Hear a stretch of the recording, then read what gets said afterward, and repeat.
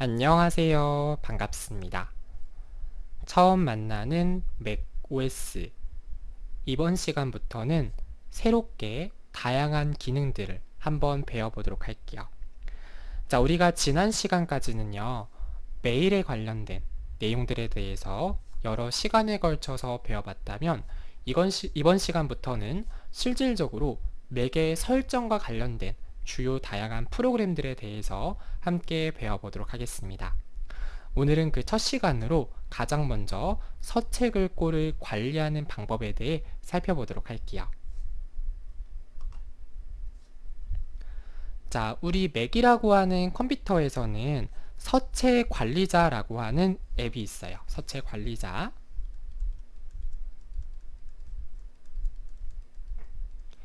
이 서체 관리자라고 하는 앱을 통해서 여러분들이 사용 중인 글꼴에 대한 내용을 확인하고 글꼴에 대한 관리 작업을 진행할 수 있는 메뉴라고 기억해 두시면 되겠는데요. 일단 가장 먼저 서체 관리자를 통해서 내가 어떻게 하면 글꼴을 맥 컴퓨터에 설치를 진행할 수 있고, 또 만약에 여러분들이 글꼴을 사용하다가 보면 이게 글꼴 형식에 따라서 또는 오래된 글꼴 같은 경우에는 정상적으로 사용을 못하는 경우가 생길 수가 있어요. 그래서 그러한 경우에는 유효성 검사를 확인을 해야 되는데, 글꼴에 대한 유효성을 확인하는 방법에 대해서도 함께 배워보도록 하겠습니다.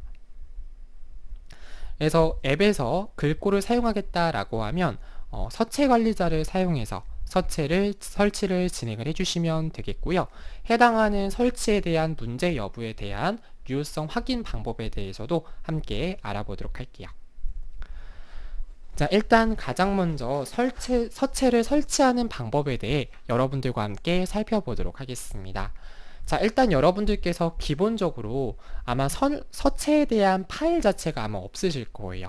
그래서 일단은 서체에 대한 파일을 먼저 다운로드를 받아주시면 되는데, 여러분들께서 이미 잘 알고 계시겠지만 이 글꼴이라고 하는 부분이 저작권 이슈가 상당히 민감해요. 저작권 이슈.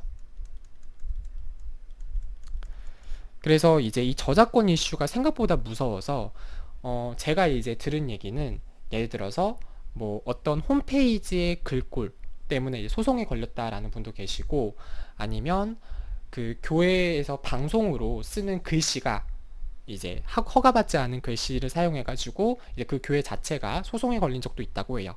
학교도 마찬가지로 학교 선생님들이 이제 정식 라이센스 계약을 하지 않고 이제 PPT로 만들면서 사용하시다가 해당하는 부분이 이제 저작권 위반으로 이제 고소를 당한 분들도 많이 계신 것 같아요.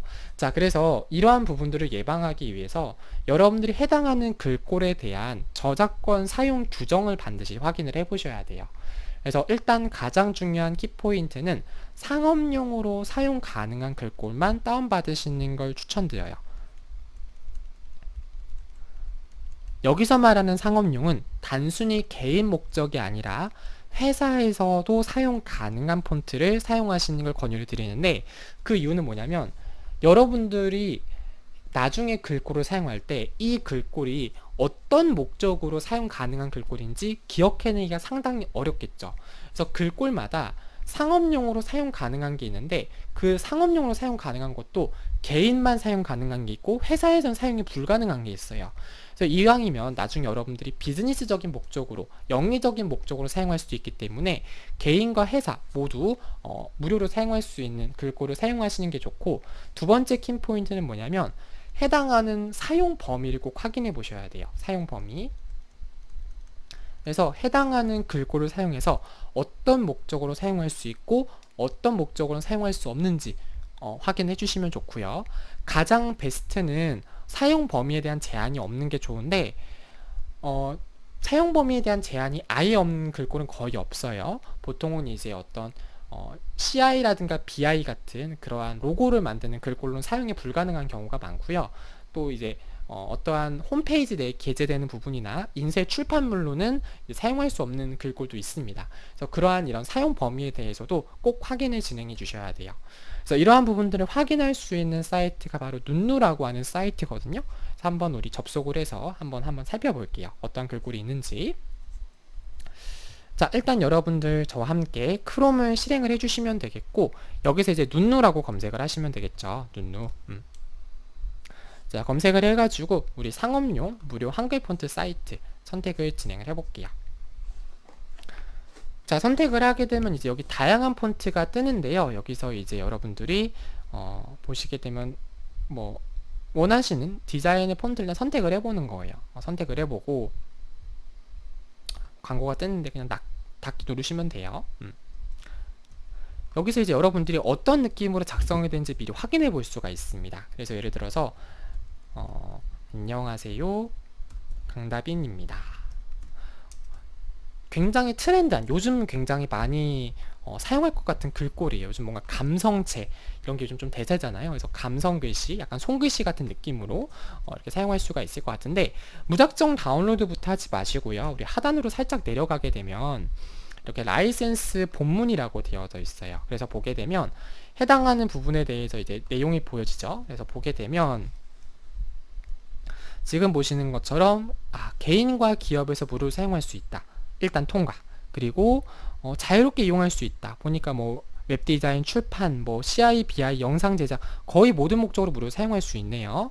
그리고 다만 해당하는 폰트를 유료로 재판매하는 건 금지한다. 이 말은 무슨 말이냐면 해당하는 글꼴은 이제 무료 글꼴인데 해당하는 무료 글꼴을 이제 다른 사람에게 유료로 재판매하는 건 안 되겠죠. 그래서 그거에 대해서 언급을 하는 거예요. 자, 그 다음에 카페24 폰트를 사용한 결과물은 프로모션을 위해 사용할 수 있다. 뭐 이런 부분들에 대해서 설명이 되어져 있어요. 하단에 보게 되면 이제 라이선스 요약표라고 되어져 있는데 이 부분에서 어떤 부분을 허용하는지 꼭 확인을 해주시길 바래요. 그래서 얘 같은 경우에는 모든 내용으로 다 사용이 가능하다. 보통 CI, BI로는 사용이 안 되는데 이 카페24 글씨체 같은 경우는 모든 목적으로 사용이 가능하다라는 걸 알 수가 있네요. 자, 어쨌든 우리 화면을 다시 이동을 해서 여기 있는 다운로드 버튼을 눌러주시면 되겠죠. 선택을 해주시고 선택을 하면 이제 공식 사이트로 이동이 돼요. 그래서 아까 우리 봤던 게 아마 서라운드 에어 이 글씨체인 것 같은데 여기 다운로드 버튼 눌러주시면 됩니다. 그럼 이제 그 압축 파일이 실행이 되고요. 클릭해 주시면 돼요. 선택을 해주시고 자, 이제 해당하는 부분에 대해서 여러분들이 더블 클릭 해주시고요. 여기 보면 이제 TTF라고 하는 파일이 있어요. 그리고 라이선스 정보가 있다면 해당한 라이선스 정보에 대해서 꼭 한번 확인을 해보세요. 자, 어쨌든 해당하는 내용에 대해서 더블 클릭을 해주시고 그 다음 여기 보면 이제 서체 설치가 있죠. 선택을 해서 글꼴을 설치해 주시면 돼요. 선택을 하게 되면 해당하는 글꼴이 이제 서체 관리자가 실행이 되면서 서체 설치가 진행된다라고 기억을 해주시면 돼요. 그래서 여러분들 컴퓨터에 따라가지고 설치되는 데는 약간의 좀 시간이 걸릴 수는 있겠네요. 선택을 해보니까 이렇게 글씨가 설치가 되어졌고 여러분들이 하실 때 이제 타입에 대한 종도 선택할 수가 있어요. 지금은 얘는 라이트 하나밖에 없는데 보통 다른 글꼴 같은 경우 이렇게 타입이 뭐 볼드, 라이트 뭐 이렇게 구분이 되어 있는 경우가 있어요. 그런 경우 하나하나 여러분들이 선택을 해서 설치 작업을 진행을 해주시면 되는 겁니다. 괜찮으시죠? 자, 이렇게 기억을 해주시면 되는 거고 만약에 직접 내가 파일을 가지고 있다라고 하면은요 일단 서체 관리자를 먼저 실행을 해주세요. 그래서 일단 여러분들 우리 런처패드로 이동을 해가지고 자, 여기 보게 되면 다양한 부분들이 표시가 되어 있는데 자, 여기서 우리 기타 한번 들어가 볼까요? 기타 들어가 보니까 네, 여러분들마다 위치가 좀 다르게 뜰 수 있는데요. 저 같은 경우는 이제 두 번째 페이지에 첫 번째로 이제 서체 관리자라는 항목이 보이실 거예요. 자, 선택을 해주시면 됩니다. 자, 선택을 하게 되면 이렇게 서체 관리자가 실행이 되어졌고 여기서 이제 플러스 추가 버튼을 눌러가지고 여러분들이 새로운 서체 아까 받으신 서체를 불러오게 해서 작업을 진행해 주시면 되는 거예요. 또는 해당하는 서체 파일을 이제 서체 관리자 앱으로 드래그해서 서체를 진행하셔도 되고요. 아까 제가 보여드린 것처럼 해당하는 서체 파일을 더블 클릭해 가지고 서체 설치를 진행을 하셔도 무방합니다. 그래서 이렇게 서체 설치를 진행할 수 있다. 뭐 크게 어려운 부분은 아니었고요. 자, 그 다음에 여러분들이 어떠한 서체에 대해서 유효성을 확인하는 방법을 한번 살펴보도록 하겠습니다. 서체가 제대로 설치가 되지 않거나 서체가 손상되어 문서가 열리지 않을 때는 서체에 대한 유효성을 확인하고 서체의 삭제 작업을 진행할 수가 있게 되는데요. 자, 여러분들께서 파일에서 서체 유효성 확인 버튼을 눌러가지고 해당하는 서체에 대한 유효성을 확인할 수 있어요. 그래서 해당하는 서체 유효성 검사를 진행했을 때 녹색 아이콘이 표시되는 경우가 생길 수가 있고 빨간색 아이콘이 표시가 되는 경우가 생길 수가 있는데, 녹색 아이콘의 경우에는 해당하는 서체에 대한 테스트가 통과되었다, 이러한 의미가 되겠고요. 빨간색 같은 경우에는 해당하는 서체가 이제 통과되지 못했다, 다시 말해 뭔가 서체에 문제가 있다라고 하는 거죠. 자, 그러한 거는 이제 컴퓨터에 굳이 사용 못할 폰트가 있을 필요는 없기 때문에 해당하는 부분을 선택을 해서 서체 제거 작업을 진행해 주시면 되겠습니다. 자, 우리 한번 화면을 이동해 볼게요. 자, 서체 관리자 화면으로 이동해 주시고, 자, 여기서 내가 검사를 하고자 하는 서체를 먼저 선택을 해 주시는 거예요. 자, 그 다음에 상단에 보면 이제 파일이라고 하는 메뉴가 있고, 여기서 보면 서체 유효성 확인이 보이시죠? 선택을 해 볼게요. 자, 선택을 하게 되면 서체 유효성 확인 중이라고 되어져 있어요. 그래서 여기 이렇게 파란 색깔 표시가 되어 있으면 서체에 대해서 문제가 없는 거고요. 서체에 대해 문제가 있으면 이제 해당하는 부분에 대해서 이제 해당하는 서체를 제거 작업을 진행해 주시면 되겠습니다. 그래서 서체를 설치한 다음에 혹시 서체에 문제는 없는지 이렇게 서체 유효성 검사도 한번 추가적으로 진행하시는 것을 권유를 좀 드립니다. 자, 그 다음에 이번에 살펴볼 부분은요, 중복된 서체를 제거하는 방법을 살펴볼게요.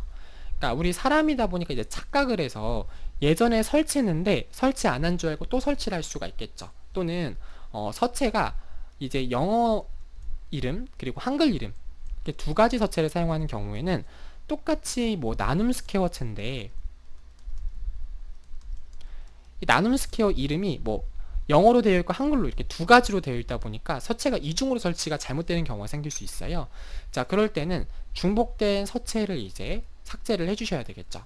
그래서 서체가 중복된 경우에는 서체 목록 옆에 노란 색깔 경고 기호가 표시된다 라고 기억해 두시면 되겠고, 이러한 중복 서체 문제를 해결하기 위해서는 편집에서 활성화된 중복 검색을 선택해 주시면 돼요. 그래서 자동으로 해결을 선택을 하게 되면 해당하는 서체에 대해서 비활성화 또는 휴지통으로 이동하게끔 작업을 진행할 수 있고, 수동으로 해결을 선택을 하게 되면 이제 사용자가 직접 어떠한 방식으로 서체에 대해서 중복된 서체를 해결할 것인지 선택 작업을 진행할 수 있다라는 거예요. 자, 그래서 화면을 좀 이동해서 보여드릴게요. 자, 우리 서체 관리자로 이동해 주시고, 자, 우리는 상단 메뉴 중에서 편집 메뉴 선택해 보도록 할게요. 자, 선택을 하게 되면 활성화된 중복 검색이라고 하는 메뉴가 보이실 거예요. 선택을 해주시고, 자, 그러면 중복된 서체를 찾을 수 없다, 그럼 중복 개로는 없다라는 거죠. 근데 만약에 중복된 서체가 있다라고 뜨는 경우에는 컴퓨터에서 안내하는 대로 서체 문제를 해결을 진행을 해주시면 되겠습니다. 그래서 이거는 크게 어려운 부분은 아니고요. 그 다음에 이번에는 서체에 대한 보관함, 모음을 한번 생성하는 방법에 대해 살펴보도록 하겠습니다. 자, 무슨 말이냐면 예를 들어서 지금은 제가 컴퓨터에 글꼴이 많이 없는데 글꼴이 너무나도 많을 경우에는 이제 서체를 찾는 게 많이 어렵겠죠. 그래서 예를 들어서 내가 서체를 뭐 PDF용, 뭐 PPT용, 엑셀용 뭐 이런 식으로 여러분들이 구분해서 사용할 수가 있겠죠. 그래서 보시는 것처럼 이렇게 모음을 만들어 가지고 그룹별로 이렇게 관리를 진행하는 기능도 가능하다라고 기억을 해두시면 돼요. 자, 그래서 일단 모음을 생성하는 부분 가장 먼저 살펴보도록 할 텐데, 일단은 사이드바 모음에서 추가 버튼 눌러주시면 되겠고요. 사이드바가 보이지 않는 경우에는 보기에서 사이드바 보기 순차적으로 선택을 진행해 주시면 됩니다. 자, 그런 다음에 이제 해당하는 모음의 이름을 입력을 해가지고 새로운 서체에 대한 모음을 생성을 해주시면 되겠고요. 이제 여러분들이 해당하는 모음에 추가의 서체를 이렇게 등록을 해서 작업을 진행해 주시면 되겠죠. 자, 화면을 한번 이동을 해 볼게요. 자, 화면을 이동해 주시고, 자, 새로운 서체 모음을 추가하겠다 라고 하면, 자, 여기 보면 하단에 모음에 이제 플러스라고 되어져 있어요. 그래서 이게 새로운 모음을 생성하는 기능이고요. 선택을 해가지고 예를 들어서 뭐 PPT 디자인용 이렇게 한번 만들어 볼게요. PPT 디자인용. 자, 그럼 이제 해당하는 모음이 추가가 되었다는 거예요. 그래서 해당하는 부분에 대해서 이렇게 서체를 끌어가지고 해당하는 모음 안에 추가를 진행하는 게 가능하다. 이렇게 기억을 해두시면 되겠고요. 자, 스마트 모음 생성할 수 있어요. 우리 지난번에 배웠던 스마트 메일 생성하는 것처럼 말 그대로 이제 자동으로 모음을 관리하는 기능이 되는데요. 자, 스마트 모음을 생성하겠다라고 하는 경우에는 상단에 보시면 이제 파일이라고 하는 메뉴가 보이실 거예요. 자, 선택을 해가지고 새로운 스마트 모음 선택을 해주시면 되겠죠. 선택을 해서 새로운 스마트 모음을 만들 수 있는데 이때 이제 규칙을 설정할 수가 있어요. 그래서 어떠한 경우, 뭐 특정한 이름이나 특정한 언어로 된 그러한 부분에 대해서 스마트 모음으로 설정될 수 있게끔 여러분들이 글꼴에 대해서 관리 작업을 진행할 수 있습니다. 자, 글꼴에 대해서 관리하는 거 생각보다 재밌지 않나요? 여러분들 아시겠지만 같은 내용이라고 하더라도 어떠한 글씨를 사용하느냐에 따라서 이게 느낌이 전혀 달라질 수밖에 없어요. 그래서 여러분들이 이러한 글꼴 사용 방법 유용하게 사용을 해주시면 좋겠습니다. 자, 그 다음에 이번에는 서체에 대해서 미리 보기 하는 방법 한번 살펴볼게요. 자, 서체를 이제 어떤 식으로 서체에 대한 디자인에 대해서 미리 확인할 수가 있다라는 거예요. 그래서 여러분들이 그 디자인을 보고 아, 이 글씨는 이럴 때 사용하면 되겠구나 라는 것을 이제 파악을 할 수 있다라는 소리인데, 기본적으로는 이제 서체에 대한 디자인이 미리 볼 수가 있어요. 근데 이제 미리 보기 패널이 안 보인다라고 하는 경우에는 보기에서 미리 보기가 꺼져 있는 경우예요. 그런 경우에는 미리 보기를 선택을 켜서 활성화를 진행해 주시면 되는 겁니다. 괜찮으시죠? 자, 화면을 이동해서 볼게요. 그래가지고 자, 현재는 이제 선택을 하면 이렇게 오른쪽에 미리 보기가 보여지죠. 근데 만약에 이거를 뭐 여러분들이 보이지 않는다 라고 하면 상단 메뉴 보기에 들어가게 되면 이제 미리 보기 가리기, 현재는 보여지고 있으니까 가리기가 되면 이제 미리 보기가 안 보이는 거고, 다시 한번 이제 미리 보기를 선택을 하면 오른쪽에 이렇게 미리 보기 내용이 보여진다라고 기억을 해주시면 돼요. 자, 여기서 서체 목록을 선택을 진행을 해주시면 되는 거고, 그 다음에 해당하는 부분에 대해서 이제 미리 보기 지정을 해주시면 되는 거예요.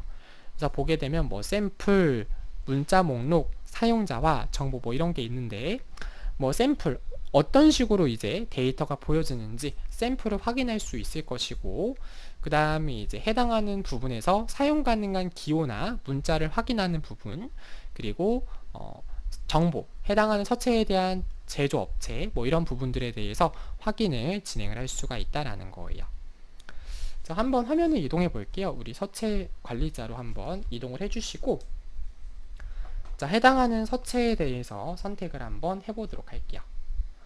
자, 선택을 하게 되면 도구막대에 다양하게 표시가 되죠. 그래서 보게 되면 여기 해당하는 서체에 대해서 비활성화 하게 되면 사용을 안 하겠다라는 것이고요. 해당하는 부분에 대해서 미리 보기 부분 확인할 수 있어요. 그래서 해당하는 서체에 대해서 어떤 글씨를 지원하는지, 글자 크기를 12로 했을 때는 아, 이런 식으로 글자 크기가 되어져 있구나. 그래서 같은 12포인트라도 이제 아무래도 글씨 모양이라든가 글씨체에 따라서 보여지는 게 다르기 때문에 해당하는 글씨에 대한 이제 지원되는 내용에 대해서 확인을 진행해 주시면 되는 거고요. 그 다음 여기 보면 이제 사용자 미리 보기, 그래서 여러분들이 예를 들어서 안녕하세요, 반갑습니다, 이렇게 내가 원하는 부분, 미리 텍스트의 내용을 미리 확인하는 부분도 가능하고요. 그 다음에 이제 미리 보기, 해당하는 서체에 대한 정보, 그래서 누가 개발했고 해당하는 부분에 대한 지원 언어, 뭐 이러한 것들이 표시되고 있다라고 기억을 하시면 돼요. 자, 그 다음에 해당하는 서체에 대해서 뭐 프린트를 진행하겠다라고 하면 일단은 인쇄하고자 하는 서체 목록 선택을 진행해 주시고요. 파일에서 프린트 선택을 해주시면 돼요. 그래서 화면을 이동해서 보여드리자면, 자, 내가 해당하는 서체에 대해서 인쇄를 할 거야 선택을 하고, 자, 상단 메뉴 우리 파일에 들어가 주시고요. 그 다음에 우리 제일 하단에 있는 프린트 선택을 해가지고 해당하는 서체에 대해서 인쇄 작업을 진행할 수 있다라고 기억을 해두시면 되는 거예요. 여기까지 괜찮으시죠? 자, 이렇게 작업을 이해를 해주시면 되는 겁니다. 자, 그 다음에 해당하는 서체를 제거하고 싶겠다라고 할 수가 있겠죠? 자, 여러분 제거와 비활성화는 달라요. 제거와 비활성화.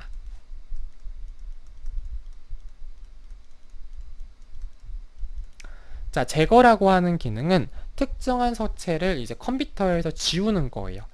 다시는 이제 사용할 수가 없는 거고, 비활성화다라고 하는 것은 이제 맥에는 이제 저장이 되어 있는데 실질적으로 앱이나 서체 윈도우에는 표시되지 않는 거예요. 그렇기 때문에 여러분들께서 다시 활성화를 진행할 수 있고, 중요한 건 뭐냐면 이제 기본적으로 설치된 시스템 서체 있죠. 그것에 대해서는 제거나 비활성화 설정이 불가능하다.